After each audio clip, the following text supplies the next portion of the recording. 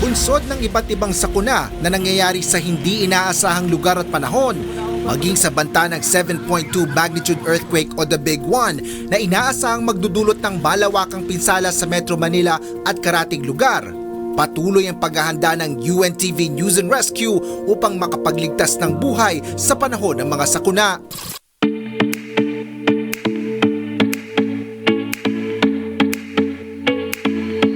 At sa ika-4 na taon, muling isasagawa ang UNTV Rescue Summit katuwang ang lokal na pamahalaan ng Marikina City.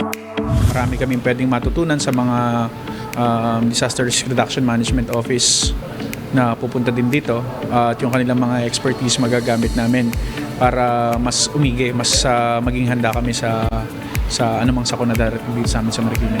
Layo ng Rescue Summit na magturo ng mga life-saving skills sa mga grupo at maging kasangkapan sa pagsagip ng buhay.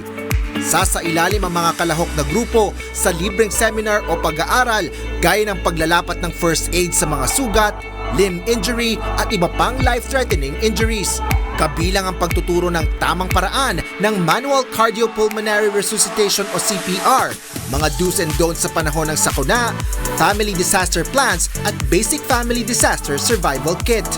Muli namang masusubukan ang kakayahan, katatagan at pagkakaisa ng mga rescue teams sa rescue competition na nakapaloob sa buong araw na aktibidad. Dun sa technical rescue aspect, tinagdagan natin. Kasi maraming mga pwedeng mangyari pagdating ng The Big One. Kaya kailangan lahat ng magre-responde is knowledgeable sa lahat ng iba't ibang klase ng pagsagip ng buhay. So dinagdagan natin ngayon ng konsepto ng water rescue, konsepto ng high-angle rescue, kaya mas magiging exciting ito. 8 teams ang nakapasok sa Rescue Summit ngayong taon na mula pa sa iba't ibang lugar sa bansa na madalas ring nakakaranas ng mga kalamidad. Kinabibilangan ito ng San Pedro, Laguna, Balanga, Bataan at mga lalawigan ng Laguna, Cagayan, Palawan, Camarines Sur, Ilocos Sur at Nueva Vizcaya.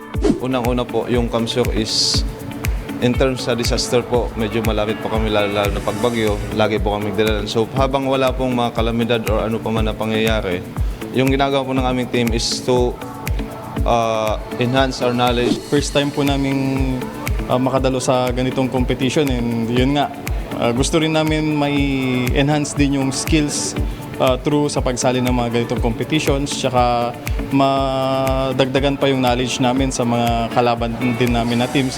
Dagdag oportunidad naman ang muling pagsali ng ibang team upang mas galingan ang kanilang performance mula sa mga natutunan sa nakaraang UNTV Rescue Summit. Ang pinaka-lesson na natutunan talaga namin last year is yung kung gaano kahalaga ang communication and coordination within the team.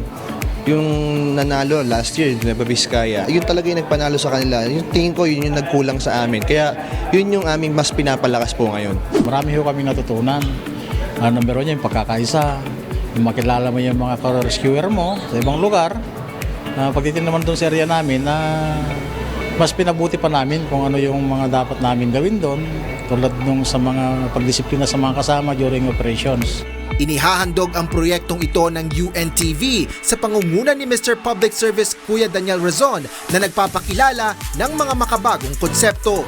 Kabilang ang pagbubuo ng UNTV News and Rescue na kauna-unahan sa bansa kung saan pinagsanib ang pwersa ng pagbabalita at pagliligtas ng buhay.